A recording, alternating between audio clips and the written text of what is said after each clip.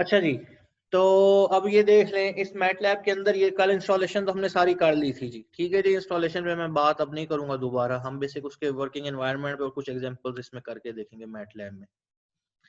ये इंस्टॉलिंग मैंने करवा दी थी सारी इंस्टॉलिंग, मुझे उम्मीद है आप सबकी हो जानी चाहिए। ठीक है जी,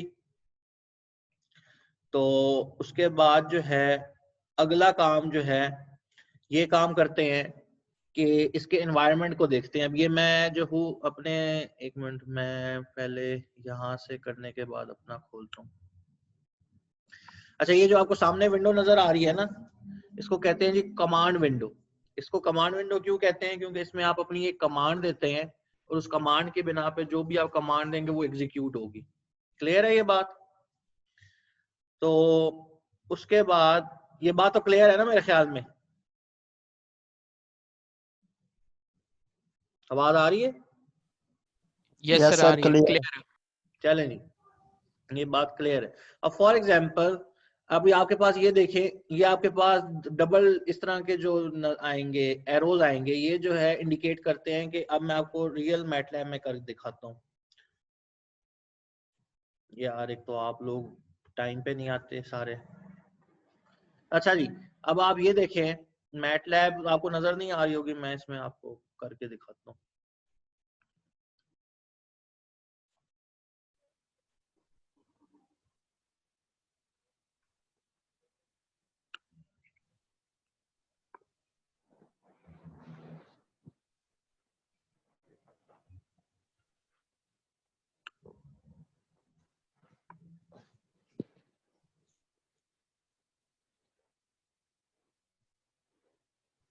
हाँ जी, ये मैटलैब मेरे पास मैंने खोल ली है। अब ये देखें, अगर यहाँ पे आप कुछ भी लिखते हैं तो ये आपके पास वही वाले आ रहे हैं जैसे वो एरोस थे। इसका मतलब है यहाँ पे आप कोई भी अपनी कमांड जो है टाइप कर सकते हैं। ठीक है जी,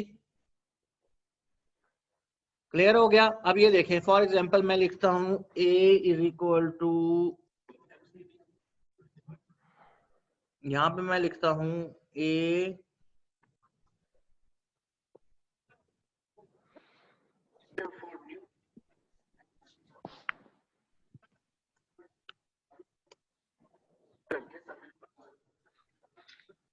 अच्छा जी, इसके अंदर क्या होता है कि आपने जैसे ही ये कब लिखी, अब for example at this stage what you need to do is that you need to write for example a is equal to 23।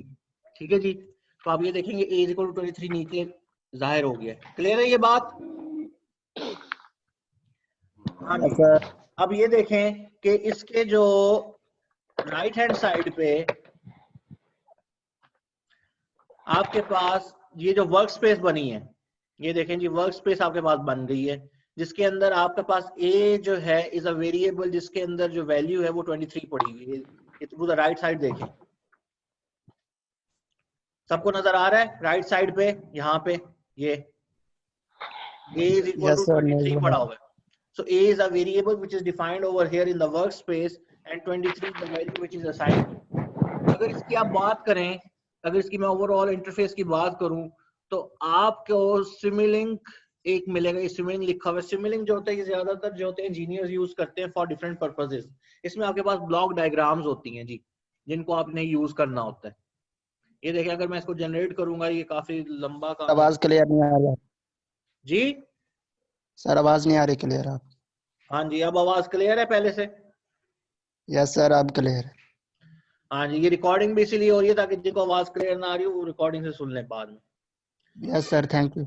अच्छा जी, ये ये देखें सिमुलिंक क्या होता है जी। सिमुलिंक ये होता है कि इसमें आपके पास मुख्तलिफ किस्म के जो हैं वो ब्लॉक्स पड़े हुए होते हैं, जिनको आप यूज करके कहीं पे भी अपने यूज कर सकते हैं। फॉर एग्जांपल ये जो है आपके पास डिजिटल फिल्टर के तौर पे यूज कर सकते हैं, इसको आप फीडबैक के तौर पे यूज कर सकते हैं।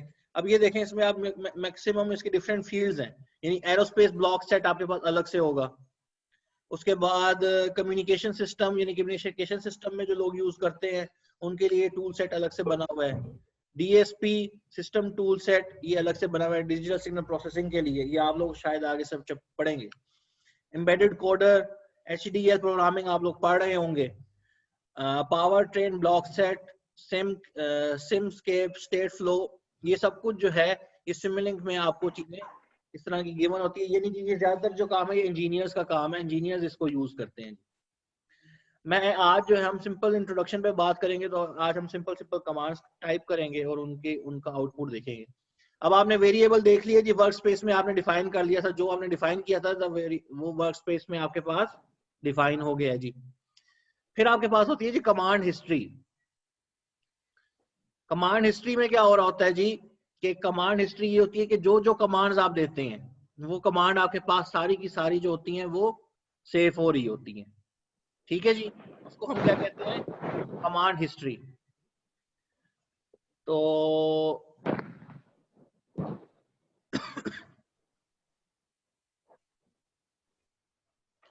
उसको हम क्या कहते हैं जी, कमांड हिस्ट्री। अच्छा, अब आगे बात करते हैं, छोटी सी एग्जांपल्स की तरफ जाते हैं ज्यादा, ताकि आपको समझ आए। बेसिक सिंटेक्स की बात करें, अगर मैं फर्ज करें इसमें लिखता हूं ये वाली बात 5 + 5, तो आपके पास आंसर 10 आएगा। ये देखें, इसको सिंटेक्स देने की जरूरत नहीं है, 5 + 5 10, आपके पास आंसर आ गया। क्लियर है ये बात? Yes sir. ये बहुत आसान लैंग्वेज है जो मैटलैब है as compare to other languages जो है, क्योंकि हायर लेवल लैंग्वेज है, इसमें काफी चीजें जो ऑलरेडी डिफाइन की हुई है। अच्छा जी, अब आप बात करें, आंसर आपके पास ऑलरेडी 10 आ गया, आपने सिर्फ एंटर दबाना है। 5 + 5 एंटर करेंगे तो आपके पास आंसर आ जाएगा जी। क्लियर है? हाँ जी, इसी तरह अगर आप ये करें कि फॉर एग्जाम्पल 3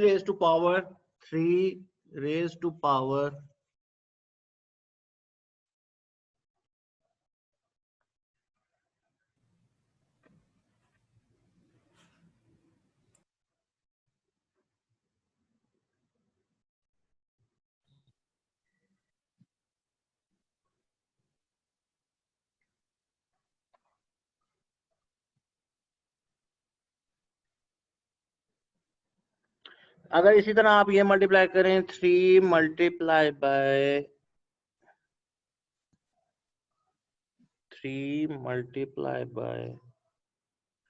2, तो आपके पास देखें आंसर क्या आ गया जी, 6 आ गया।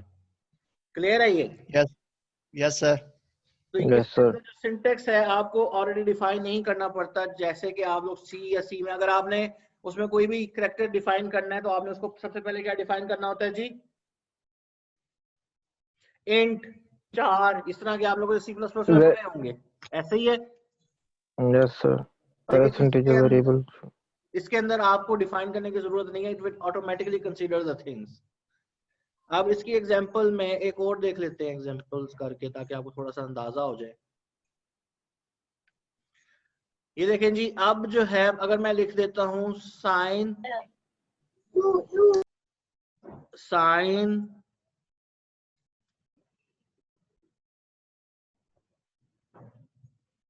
π/2, ठीक है जी। तो अब इसका जो आंसर आ जाएगा वो 1 आ जाएगा। साइन π/2 का क्या मतलब है जी? पाई का क्या मतलब है? 180 180 डिवाइडेड बाय 2 इज 90 90। साइन 90 क्या होता है? 1। तो ये आपने मैटलैब में आपको डायरेक्टली इसका आंसर दे दिया। क्लियर है ये बात? यस सर, क्लियर है। हाँ जी, इसके बाद अब मैं कोई किसी भी चीज को for example 2 3 divided by 0, answer क्या आना चाहिए जी? इसका आंसर क्या आना चाहिए 3 डिवाइडेड बाय 0? इन्फिनिटी। इन्फिनिटी, यानी अनडिफाइंड। इन्फिनिटी आ गया जी, लिखा देख ले, इन्फिनिटी आ गया। क्लियर है? Yes sir. Yes sir. अच्छा जी, इसी तरह से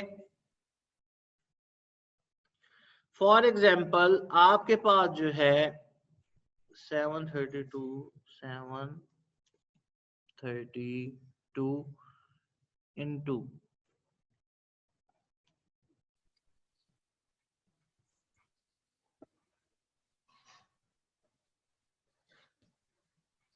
732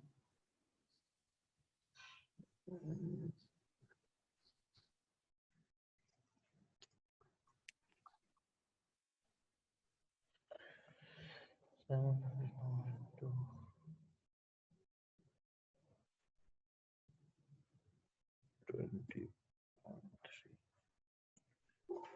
आपके पास एरर आ गया जी, क्यों आ गया है?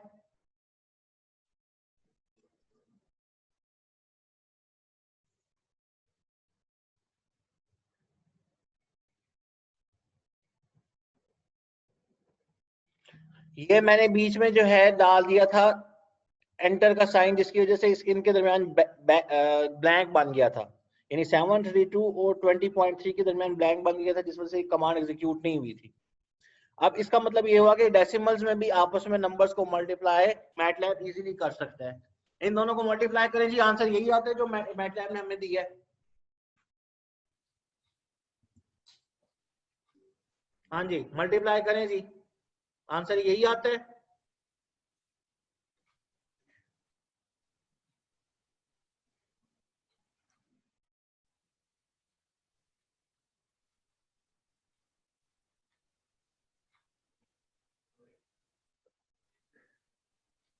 हाँ जी, कर रहे हैं मल्टीप्लाई सर ये तो कोई और है सर।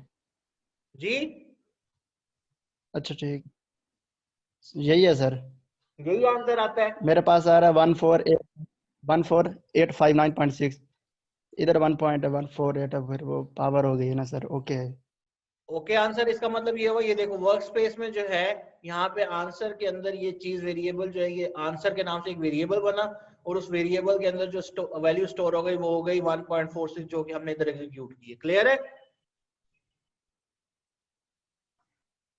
सर, इसमें वैसे क्यों नहीं दिए कि वजह सिंपल मल्टीप्लाई कर देता है, ये पावर इसमें कर दी। तो वो आपके ऊपर मल्टीप्लाई नहीं करके दे सकते, जो आप जितने भी आपके पास ये जो मैटलैब होता है इसमें इन्होंने प्री डिफाइन इसी तरह किया होता है कि इसमें आपकी e की पावर कॉम्पैक्ट फॉर्म में आता है। This is the most significant value, यानी कि जो मोस्ट सिग्निफिकेंट वैल्यू है, यानी 1.46 1.48 की शक्ल में ये आपको प्रिसाइज करके रिजल्ट्स देता है। अच्छा ठीक है सर। अच्छा जी, अब एक एग्जांपल हम एक और देखते हैं। फॉर एग्जांपल मेरे पास, अब देखिए मैं किसी ऐसी कमांड चलाना चाहता हूं कि उसका मैं रिजल्ट अभी नहीं लेना चाहता, so what I need to do is that x is equal to 3, मैं यहाँ पे सेमी कॉलन लगा दूंगा जी। ठीक है जी, अब ये देखिए वर्क स्पेस में ये x is equal to 3 define हो चुका है, लेकिन उसका रिजल्ट अभी तक मुझे शो नहीं हुआ। ठीक है जी, तो अगर मैं इसको कहीं फर्दर यूज करता हूं, y is equal to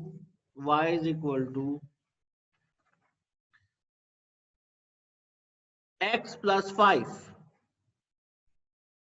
y is equal to x plus 5. So at the end of the day जो हमारे पास आंसर देखें y में आ गया 8, इधर आंसर मैंने शो नहीं करवाया, तो मैंने उसके लिए क्या किया जी, सेमी कॉलन लगा दिया, x is equal to 3 semi colon, और x की वैल्यू जो है वो मैंने पुट कर दी x की जगह पे। इसमें मैंने 5 ऐड किया, जो हमारे पास आंसर आना चाहिए वो 8 ही आना चाहिए। ऐसे ही है, यही होना चाहिए आंसर जो है। Yes sir. तो आंसर हमारे पास देखें y इज इक्वल टू 8 आ गया जी। इसका सिंटेक्स जो है काफी डिफरेंट है बाकी लैंग्वेजेस से, इसमें आपको कोई लाइब्रेरीज कुछ इंक्लूड करवाने की जरूरत नहीं होती। MATLAB is very easy to use as compare to other ones. अब ये देखें, अगर मैं x इज इक्वल टू 9 लिखता हूं, इसका क्या मतलब होगा? x इज इक्वल टू 9, इसका क्या मतलब है कि मैंने x की वैल्यू जो है उसको असाइन कर दी है 9। अब ये देखें, यहाँ पे जो x वेरिएबल डिफाइन किया गया था उसकी पहले वैल्यू थी 3, मैंने उसको अब ओवरराइट कर दिया है जी, ओवरराइट करके x इज इक्वल टू 9 लिख दिया है, यानी कि x is a variable now which and his value has been updated, so now the value becomes 9। तो वर्क स्पेस में भी आप देखें वैल्यू जो है वो 9 हो गई। क्लियर है ये बात? ठीक है, लेकिन सर अगर हम x की वैल्यू 3 यूज करना चाहें तो जैसे अगर ग्लोबल आपने x की वेरिएबल में वैल्यू होता है। 3 यूज करनी है तो फिर आप x is equal to 3 define कर लें दोबारा से। तो इसमें दोबारा से करना पड़ेगा, उसमें तो हम ये इसमें कहते हैं ना इस सी केस प्लस में दोबारा में। से करना पड़ेगा, लेकिन जब हम आगे पढ़ेंगे एम फाइल बनाएंगे तो वो सारी इसमें जो है 1 बाय 1 कमांड एग्जीक्यूट होती है। फिर जब आप अपने बड़े बड़े फंक्शंस या बड़े बड़े कोड लिखेंगे तो आप एम फाइल एक जनरेट करते हैं, वो हम फ्यूचर में पढ़ेंगे एम फाइल क्या होती है। उसके अंदर आप सब कुछ टेस्ट अपनी मर्जी से चेंज कर सकते हो, उसको दोबारा रन करेंगे तो हर चीज नई डिफाइन होगी। ये सिर्फ बेसिक प्रॉम्प्ट है, तो आज हम जो बेसिक ट्यूटोरियल्स पे बात करेंगे इसलिए ये इस तरह से आ रहा है। अदरवाइज अगर आपने बड़ी प्रोग्रामिंग लिखनी है so you will use N M5। Clear है ये बात? Yes sir. हाँ जी। अच्छा जी, अब कॉमनली यूज्ड ऑपरेटर्स आपके पास होते हैं, वो कौन से होते हैं जी? प्लस ऑपरेटर होता है, एडिशन ऑपरेटर होता है, यानी प्लस ऑपरेटर का मतलब addition operator, minus, subtraction operator, scalar and matrix multiplication operator, array manipulator operator. अच्छा जी, इसमें अब हमारे पास दो किस्म के ऑपरेटर्स हैं जी। एक है जी अरे मल्टीप्लिकेशन ऑपरेटर और एक है आपके पास स्केलर मल्टीप्लिकेशन। इन दोनों में फर्क क्या है? जो आपके पास स्केलर मल्टीप्लिकेशन है वो क्या करता है, फॉर एग्जांपल जैसे ये मैंने अभी किया है तो ये मल्टीप्लाई करेगा 1 by 1, और एक आपके पास, ये मैं आपको एग्जांपल के जरिए समझाता हूँ, वो एग्जांपल के जरिए फिर मैं आपको उसको बताऊंगा थोड़ा सा आगे चल के।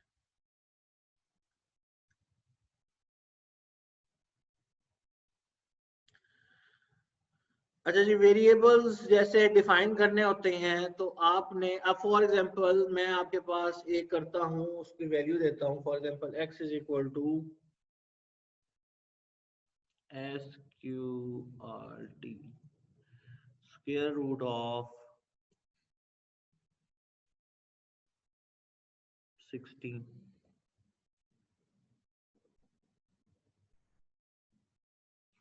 अगर मैं स्क्वायर रूट ऑफ 16 यानी x स्क्वायर रूट लूं 16 का, तो वो क्या बनेगा जी? 4 ही बनेगा। 4। तो इसका मतलब है कि XQRT एक ऑलरेडी कमांड है जो कि मैटलैब को पता है, जिसका मतलब स्क्वायर रूट है। तो मैं किसी भी नंबर का स्क्वायर रूट लूंगा। अब ये देखें कि इसके राइट हैंड वर्क स्पेस में x is equal to 4 update हो गया जी। क्लियर है ये बात? Yes sir. अच्छा जी,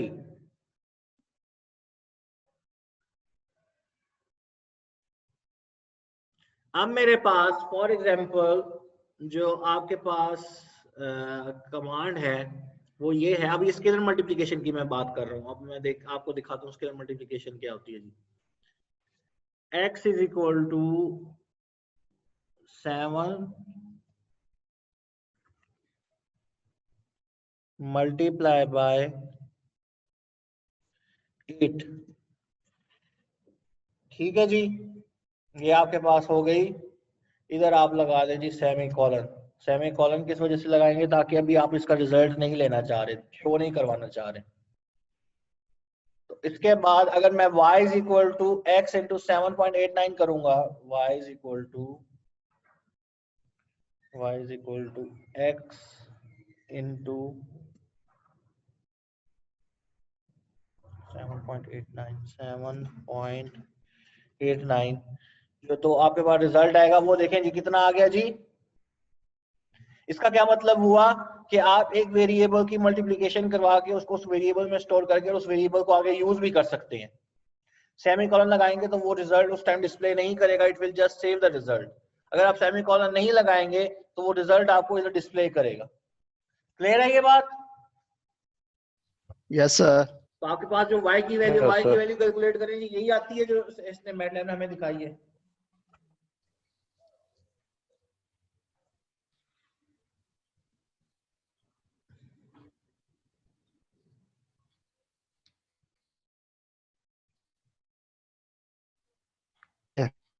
यही आती है।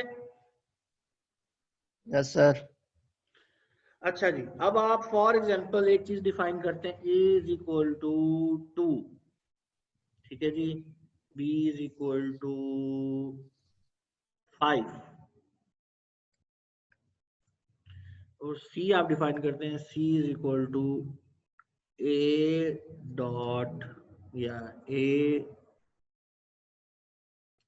मल्टीप्लिकेशन ऑपरेटर जो है b। आंसर आपके पास यही आना चाहिए सी में। जो अब सी में देखें एक तीसरा वेरिएबल बना जिसकी वैल्यू जो थी 10 थी। अगर a की वैल्यू 2 थी, b की वैल्यू 5 थी, तो मैंने इन दोनों को मल्टीप्लाई किया और इसको स्टोर करवा दिया c में, और c को मैंने डिस्प्ले करवा दिया। अब आप जो C++ पढ़ते हैं उसमें आप लिखते हैं सी आउट कमांड पूरी की पूरी, इसमें आपको सेमी कॉलन, और अगर सेमी कॉलन नहीं डाला होगा इसका मतलब वो कमांड जो है वो रिजल्ट आउटपुट डिस्प्ले शो कर देगा। क्लियर है ये बात भी मेरे ख्याल में? Yes sir. मैटलैब अब सिंपल लग रही है या नहीं? सिंपल है सर जी। अब शाहजेब के सर अलावा इसमें और भी वो कोई नहीं बोल है ले। कि वो, जी सर इसमें वो नहीं कर सकते कि वो जो दूसरा होता है कि मतलब अगर हमने अंग्रेजी हमने प्रिंट करवानी हो या वो उसकी भी आएगी। अभी इस जो चीजें समझा रहा हूँ उसकी समझ आई है या नहीं ये बताएं। ये सर इजी है। ये स्टेप बाय आ स्टेप रही प्रोसेस है सारा, हर यस चीज सर। आपको पता चलेंगे। अच्छा, अब आपके पास एक कमांड है हु कमांड। हु कमांड आप यूज करके किसी भी वेरिएबल के नेम्स को डिस्प्ले करवा सकते हैं। फॉर एग्जांपल मैं इधर लिखता हूँ हु कमांड, WHO। ये देखें जो हमारे वेरिएबल्स जो हमने डिफाइन किए थे वो सारे आ गए, A answer, B C X Y Y, जो भी वर्क स्पेस में वेरिएबल्स थे। अगर आपको प्रोग्राम के दरमियान में पता नहीं चल रहा कि आपने कौन कौन से वेरिएबल्स यूज किए हैं, तो आप हु कमांड के जरिए उसको डिस्प्ले करवा सकते हैं अपनी स्क्रीन पे। क्लियर है? Yes sir. सर अगर हम हु के आगे वो सेमीकोलन लगा दें फिर ये नहीं आएंगे वेरिएबल हमारे? हाँ जी, अगर आप वो लगाएंगे फिर नहीं आएंगे।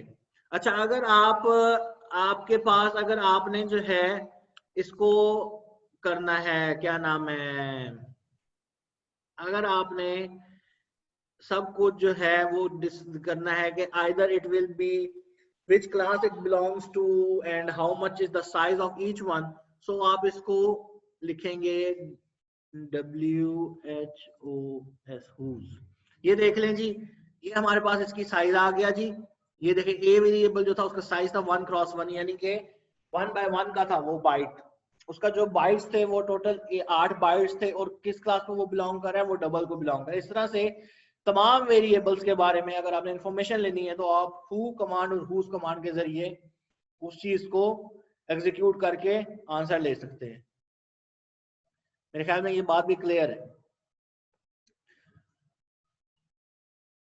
सर अच्छा जी, अगर आपने एक दूसरी कमांड है जी क्लियर की कमांड। क्लियर की कमांड क्या करेगी, अगर आप क्लियर लिखेंगे यहाँ पे CLEAR, क्लियर एक्स लिखेंगे, तो क्या होगा at the end of the day कि आपके पास जो है एक्स, इसके दरम्यान आपने डैश भी देना। अगर आपके पास एक्स है तो इसमें क्या करेगा कि वो एक्स को डिलीट कर देगा, लेकिन कोई चीज शो नहीं। ये देखिए अब इस वर्क स्पेस से एक्स चला गया।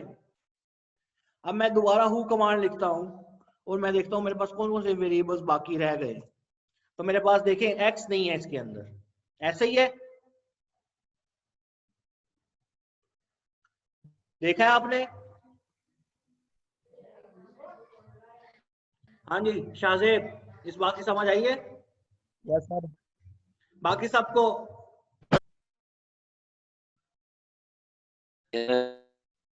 क्लियर एक्स मैंने लिखा है तो एक्स जो वेरिएबल है वो खत्म हो गया और बाकी सब जो है वो डिस्प्ले होके सामने आ गए मेरे। क्लियर है जी? ये बात भी क्लियर है मेरे ख्याल में, इसमें ज्यादा बात करने की जरूरत नहीं है। और अगर मैं सिर्फ क्लियर कमांड लिख दूं, ये देखें क्लियर कमांड का मतलब है कि जितने भी मेरे वेरिएबल्स वर्ड स्पेस में डिफाइन हुए थे कि सारे के सारे खत्म हो गए। यानी कि मेरे पास डिक्शनरी जो है, जो भी मैंने पीछे सेव की थी, वो तमाम जीरो हो गई है क्लियर कमांड लिखने से। ठीक है जी? Yes sir. हाँ जी, अब एक एग्जांपल हम ये देखते हैं कि हमारे पास फॉर एग्जांपल जो है वो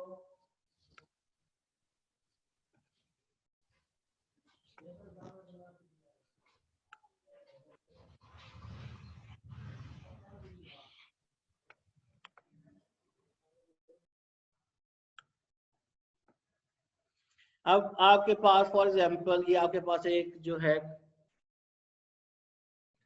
इनिशियल वेलोसिटी जो है वो मेरे पास क्या है जी। For example in this case initial velocity is, मैंने कुछ वेरिएबल्स डिफाइन किए हैं जिसमें इनिशियल वेलोसिटी उसकी 0 ली है, एक्सेलरेशन उसका 9.8 ली है, टाइम उसका 20 है, तो फाइनल वेलोसिटी जो हमारे पास होती है वो क्या होती है जी, initial velocity plus acceleration into time. ये हमने फिजिक्स में पहले पढ़ा हुआ था, याद है आपको एफएससी में?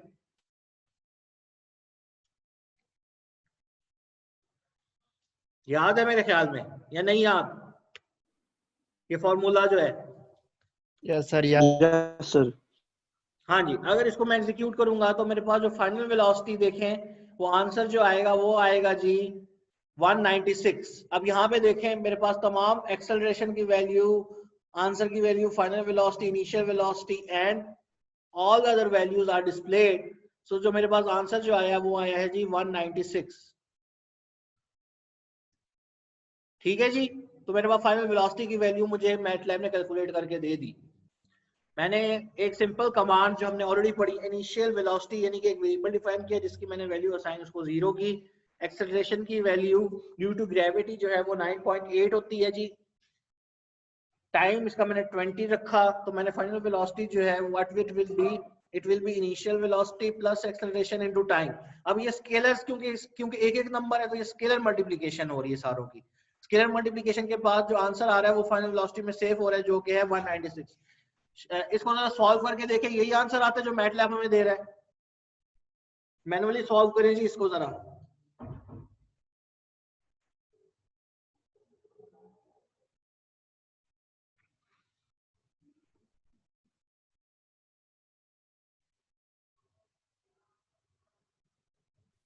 यस सर, यही है। यही आ रहा है, चलें जी ठीक है। Yes sir. अच्छा सर, ये फाइनल 0 क्यों होता है? ये आंसर 196 है फाइनल वेलोसिटी। वो इधर वर्क स्पेस में सर फाइनल वेलोसिटी के आगे आना चाहिए ना, वो 196। हाँ जी, तो फाइनल वेलोसिटी जो आंसर है उसके आगे आ रहा है जी। ये जी, वो आंसर के आगे क्यों आ रहा है? ये फाइनल वेलोसिटी में आना चाहिए क्योंकि इधर वो कमांड विंडो में तो हमने इस तरह किया हुआ है, मतलब क्या फाइनल किया हुआ वेलोसिटी इज आपने? इक्वल टू, सर ये फाइनल वेलोसिटी का फार्मूला लगाया हुआ है ना इधर, मतलब final velocity is equal to हाँ जी, इसको इनिशियल ऑन वेलोसिटी। दोबारा करते हैं, रुके एक दफा। Yes sir.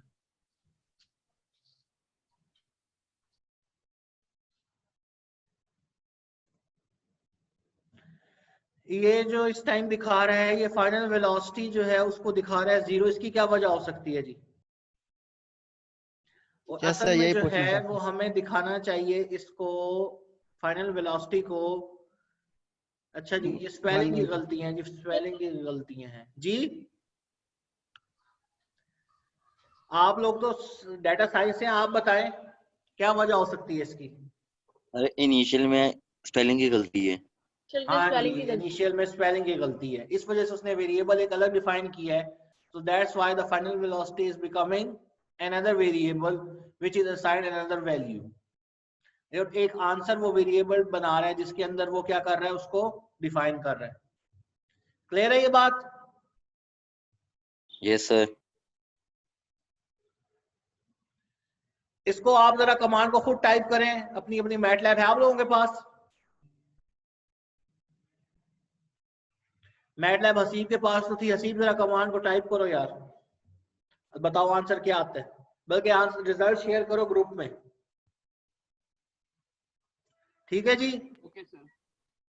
अच्छा जी, अगली बात करते हैं कि अगर आपने फॉर एग्जांपल फॉर्मेट लॉन्ग या फॉर्मेट शॉर्ट करना है, मतलब अगर आपने फॉर्मेट लॉन्ग का मतलब ये होता है कि आपके पास जो नॉर्मली जो वैल्यू डिस्प्ले होती है वो होती है 4 डिजिट्स डेसिमल प्लेसेस तक। लेकिन इस केस में अगर आपने for example 4 digits decimal places से ज्यादा वैल्यू शो करवानी है तो आप फॉर्मेट लॉन्ग करेंगे। इसकी एग्जांपल देखते हैं। एग्जांपल ये है जी, अगर आप इसकी यहाँ पे लिखेंगे फॉर्मेट FORMAT फॉर्मेट लॉन्ग,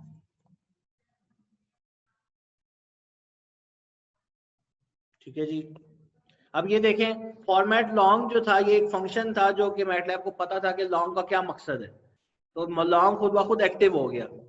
अब मैं इसकी वैल्यू यहाँ पे कुछ भी एग्जीक्यूट करवाना चाहूँ तो मैं जो है उसको एग्जीक्यूट करवा सकता हूँ। At the end of the day मेरे पास फॉर एग्जांपल ये एक वैल्यू है जिसको मैं शो करवाना चाह रहा हूँ। ये देख लें जी, फॉर्मेट लॉन्ग की वजह से, वरना ये मुझे 4 डेसिमल तक देता है। अब देखिए इसने कहाँ तक मुझे दी है। क्लियर है ये बात? Yes sir. एक मतलब शॉर्ट फॉर्मेट होता है और एक जो होता है वो लॉन्ग फॉर्मेट होता है। अगर इसी तरह से मैं फॉर्मेट शॉर्ट करूं, लिखूं और इसके अंदर उसकी वैल्यू को जो है वो डिस्प्ले करवाना चाहूं, at the end of the day ये देखें, ये फॉर्मेट शॉर्ट लिखा, मैंने इसकी वैल्यू डिस्प्ले करवाई तो मेरे पास 4 डेसिमल तक आ गई वैल्यू। क्लियर है? Yes sir. अच्छा जी, अब जो है अगर आपने जो है 2 डेसिमल तक लेनी है, so what you need to do is that you need to use the format bank. Bank is used if you need to have the value only to 2 decimal places. अगर फॉर एग्जांपल अब ये मेरे पास एक example है जिसमें मैंने format bank इस्तेमाल किया, डेली वेज ली है एक बंदे की, वो इतनी थी, वीकली वेज जो थी उसको मैं कह रहा हूँ कि डेली वेज से मल्टीप्लाई कर दे। तो आंसर देख लें, डेसिमल के बाद मेरे पास सिर्फ और सिर्फ जो है वो कितना आया है, 70, 2 डेसिमल तक यूज हुआ है। ये 3 किस्म की कमांड हमने पढ़ी है। एक format long is used for if you want to display the values which are longer than 4 decimal places. Format short if you want to display only for 4 decimal places, and format bank if you want to display the values after decimal only for 2 decimal places. Clear है ये बात?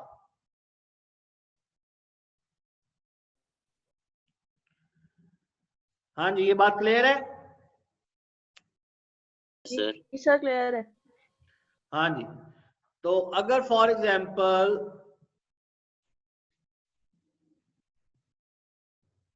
मेरे पास format short, अगर मेरे पास ये आ जाए command format short ई, इसका क्या मतलब हुआ, ये मैं अभी आपको एग्जांपल दिखाता हूँ। फॉर्मेट शॉर्ट ई, इसका क्या मतलब हुआ कि मैं जो हूँ इसकी जो वैल्यूज हैं, जो आंसर की वैल्यूज हैं, उनको रिटर्न करवाना चाह रहा हूँ एक्सपोनेंशियल की फॉर्म में। अब हमारे पास जो रिजल्ट आएगा वो देखिए ई की पावर में आ गया। क्लियर है ये बात भी? मेरे ख्याल में एक्सपोनेंशियल की फॉर्म में बात आ गई है।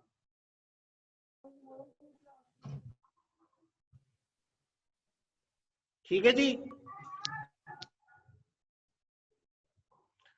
अब इसी तरीके पे अगर मैं फॉर्मेट सर उस वक्त तो हमें शॉर्ट ई नहीं लिख सकते जी, अगर मैं ई नहीं, सर वो जो पहले हमने की है उसमें यही आया था जो।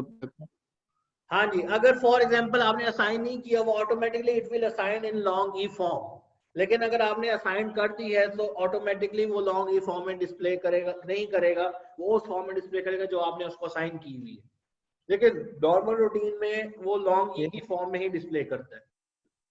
क्लियर है? ठीक है सर। अब ये देखें, एक और एग्जांपल मैं करके देखता हूँ। फॉर एग्जांपल मैं ये लिखता हूँ format long e x equal to 5, तो ये पाई की वैल्यू जो है ये देखें ई की फॉर्म में आ गई with 0 0 and it will be a long value after decimal. ठीक है जी।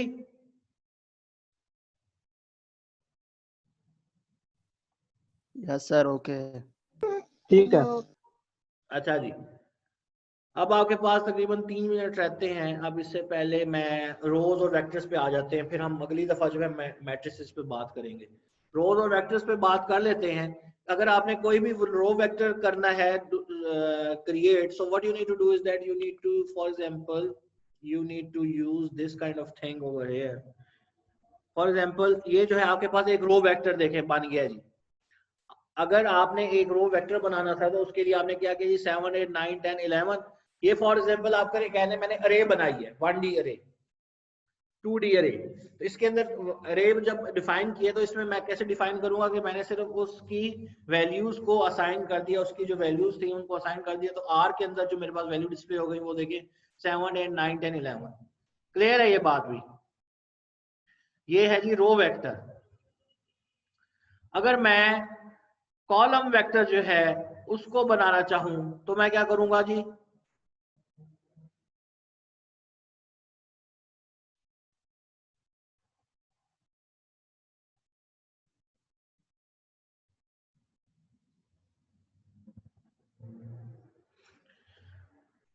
अब फॉर एग्जांपल मेरे पास 2 रो वेक्टर्स हैं जो कि ये हैं, मैंने डिफाइन किए हुए हैं। ये देखें जी, मेरे पास ये 2 रो वेक्टर्स हैं, r इज इक्वल टू ये और t is equal to ये. At the end of the day, what I am doing is that I am making a very new vector, which is actually, so what it will do is that it will add 1 by 1. For example, 7 plus 2 is equal to 9. So 9 जो है वो rest में आके store हो गया जी. 8 plus 3 is equal to 11. 11 store हो गया जी rest में सेकंड प्लेस पे. ये बात क्लियर है? Yes sir. शाहजेब के अलावा भी किसी को क्लियर हो रही है Yes, ये sir. बातें या नहीं? यस सर क्लियर है। यस सर क्लियर है। चले जी, तो आपके पास रेस्ट कमांड जो है, उस रेस्ट में जो है आपके पास जो है वो आ गया। अगर अब आपने कॉलम डिफाइन करना है, 1 मिनट से कम रहता है, बस ये कॉलम की आखिरी हम बात करेंगे, इसके बाद फिर क्लास को एंड करेंगे।